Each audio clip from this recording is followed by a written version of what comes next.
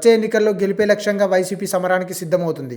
ఇప్పటికే అభ్యర్థుల ఎంపికపై క్లారిటీకి వచ్చిన వైసీపీ ఎన్నికల క్యాంపెయిన్ను కూడా ప్రారంభించబోతుంది. రాష్ట్ర వ్యాప్తంగా పలు ప్రాంతాల్లో సిద్ధం పేరుతో భారీ సభలను తలపెట్టాలని నిర్ణయించగా తొలి సభ భీమిలి వేదికగా జరుగుతుంది. ఇదే సభ నుంచి ఆ పార్టీ అధినేత వైఎస్ జగన్ ఎన్నికల శంఖారావాన్ని పూరించనున్నారు. రాష్ట్ర వ్యాప్తంగా సిద్ధం పేరుతో అతి భారీ క్యాడర్ సమావేశాలను నిర్వహించాలని వైసీపీ నిర్ణయించింది. తొలి సమావేశాన్ని భీమిలిలో నేడు నిర్వహిస్తున్నారు. ఇందుకోసం ఉత్తరాంధ్రలోని 34 అసెంబ్లీ నియోజకవర్గాల నుంచి వైఎస్ఆర్సీపీ కార్యకర్తలు ఈ సభకు హాజరవుతున్నారు. ఉత్తరాంధ్రకు సంబంధించిన నేతలు కార్యక్రమాన్ని విజయవంతం చేయడానికి కృషి చేస్తున్నారు.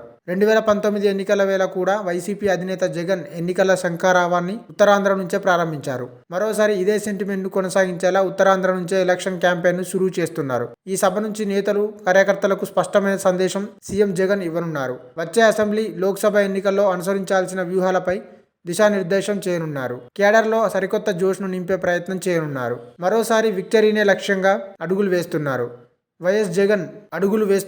వైఎస్ జగన్.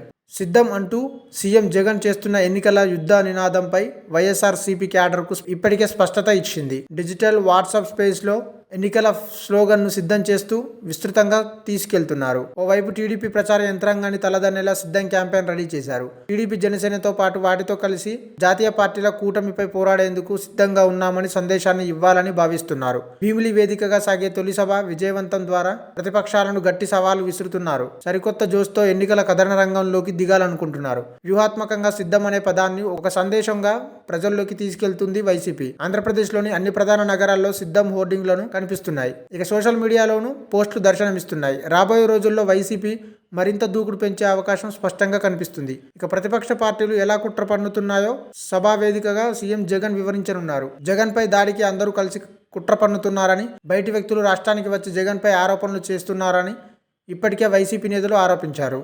అటు వైఎస్ఆర్సీపీ ఇచ్చిన హామీలన్నింటినీ అమలు చేస్తుందని, మరోసారి అధికారాన్ని కోరుతుందని అంటున్నారు. అవన్నీ సిద్ధం ద్వారా ప్రజలకి వివరించనున్నారు. అయితే టీడీపీ, జనసేన కూటమి బలంగా మారడంతో వైసీపీ సిద్ధం వ్యూహం ఏ మేరకు పార్టీని గెలిపిస్తుంది అనేది కీలకంగా మారింది. ఈ వీడియో మీకు నచ్చినట్టయితే లైక్ చేయండి, షేర్ చేయండి, కమెంట్ చేయండి, సబ్స్క్రైబ్ చేయండి.